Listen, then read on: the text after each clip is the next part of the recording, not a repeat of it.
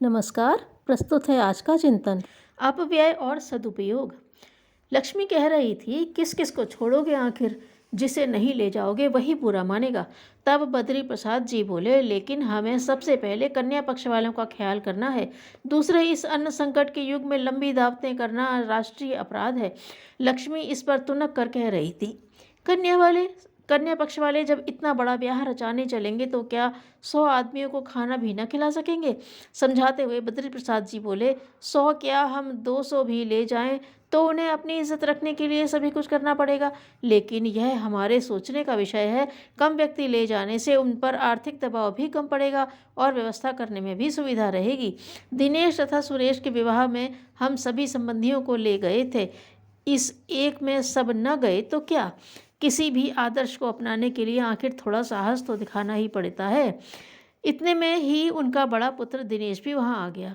पिताजी बोले, दिनेश तुम ही अपनी माँ को समझाओ। मेरा कहना है कि प्रकाश की बारात में कुल 25 बाराती ले जाए जाएं, पर ये कहती हैं कि सभी को ले जाना पड़ेगा। नहीं ले जाएंगे तो लोग क्या कहेंगे। दिनेश ने उत्तर दिया, यह तो बड़ा ही विवेकपूर्ण निर्णय है आपका। हमारी शादी में गए तो थे पूरे 150 व्यक्ति, पर कितनी परेशानी हुई थी।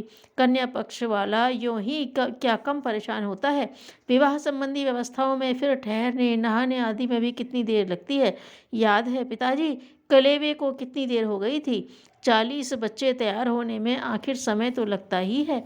बेकार की भीड़ भाड़ जोड़ने से सिवाय परेशानी के और कुछ नहीं। जितना व्यय किराए भाड़े में होता है, इतने व्यक्तियों का उतने ही में हम नई बहू के लिए कोई उपयोगी उपहार जुटा सकते हैं। अब लक्ष्मी ने हार सी मानते हुए कहा, जब तुम पिता पुत्रों की एक सी ही मर्जी है तो मैं ही क्यों बीच में रोड़ा बनूं। जैसा चाहो वैसा करो। बात ठीक थी। बारात गई, केवल 22 व्यक्ति ही गए। बद्री प्रसाद जी आगरे में रहते थे। वहां से इलाहाबाद तक का किराया काफ़ी होता है। व्यर्थ ही इतना पैसा किराए में जाता। कम व्यक्ति होने से कन्या पक्ष वालों को भी बहुत सुविधा रही। सारे कार्यक्रम भी समय से तथा सरलता से निपट गई। व्यवस्थाएं भी सुरुचिपूर्ण तथा सुखकर हो सकी। जब बहू आ गई और मुंह दिखाई का समय आया तो दिनेश से भी कहा गया, पर उसने सबके बाद में अपनी ओर से उपहार देने की इच्छा व्यक्त की। जब सभी मेहमान मुंह दिखाई कर चुके तब दिनेश ने अपना सामान खोला और कहा, बहू तुम सर्विस में हो, समय की तुम्हारे लिए बहुत कीमत है, सो तुम्हारे लिए वॉशिंग मशीन तथा फ्रिज। दिन में घर पर नहीं रहोगी, अतः सामान की सुरक्षा के लिए 2 बड़ी अलमारी और कोने में खड़ी अलमारी की ओर संकेत किया। सभी प्रसन्न तथा विस्मय विभूत थे। आखिर लक्ष्मी से न रहा गया। पूछ ही तो लिया, इतना सामान तू कब ले आया रे दिनेश, मुझे तो पता भी नहीं। एक ही चीज काफ़ी थी। दिनेश हंसता हुआ बोला, तुम समझती हो कि माँ यह सब मैं लाया हूँ। मैं तो गरीब आदमी हूँ माँ, यह तुम्हारी 100 आदमियों की बारात का किराया है। लक्ष्मी के साथ सभी हंस पड़े, पर तथ्य की महत्ता को सभी ने स्वीकार किया। जेती लंबी सौर तेते पाँव पसारिए। स्त्रियों पुरुषों के लिए आदर्श शिक्षा यही है कि जितनी आमदनी हो खर्च उसी के भीतर ही रहे। बड़े दिखने का अभिमान न करें। एक बार कोई यह कहे जाए कि यह लोग गरीब हैं, पुराने जमाने के हैं, यह अच्छा है, क्योंकि सौर रजाई से अधिक पांव फैलाना सदैव हानिकारक ही होता है। आज से कई वर्ष पहले सारे कस्बे में यह एक ही क्रॉकरी की दुकान थी।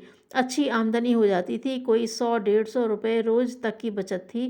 घर में मज़ेदारी थी। धर्मपत्नी का दिल खुला था। जितनी आमदनी खर्च भी उतना ही। लोग घर आए तो अफसरों जैसा स्वागत। गरज यह कि उनके संपन्न होने की खूब चर्चा थी। लोग मानते थे कि यह बहुत बड़े आदमी है। रहन सहन में भी वही बात। कपड़ों की चाहे साज संभाल ना हो, पर अनाप शनाप कपड़े बनते। बच्चों के लिए घर का नाश्ता ठीक नहीं, मिठाइयों चॉकलेट के ढेर सारे पैसे खर्च किए जाते। बिजली पंखों का खर्च अनाप शनाप ही होता। ऐसी कोई जगह नहीं जहाँ किसी को यह कहने का अवसर मिले, यह लोग छोटे आदमी हैं। समय बदलते देर नहीं लगती। 2 वर्षों पीछे सामने एक और क्रॉकरी की दुकान हो गई। शहर में तो धीरे धीरे कई दुकानें हो गई। आमदनी सब दुकानों में बट गई तो स्वाभाविक ही था रतन चंद्र क्रॉकरी वालों की आमदनी कम हो जाती। अब दिन में कुल 60-70 रुपये ही बचते। लाला जी ने पत्नी को बहुतेरा समझाया, देखो अब पहले जैसी स्थिति नहीं रही, खर्च हाथ साथ कर किया करो। पर पत्नी के सिर पर बड़प्पन का ऐसा भूत सवार कि पति से लड़ना झगड़ना स्वीकार, खर्च कम करने की आदत न बदली।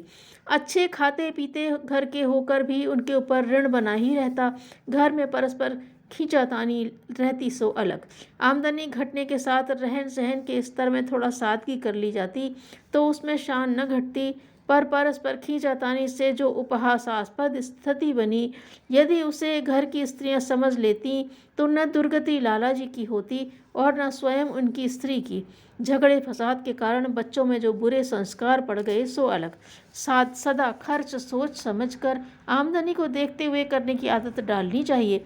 खर्च बढ़ने पर पुनः कम करना कठिन पड़ता है, अतः आरंभ से ही बालकों को मितव्ययता सिखानी चाहिए। जिसे शांति की तलाश है उसे अपने भीतर निगाह दौड़ानी चाहिए। धन्यवाद।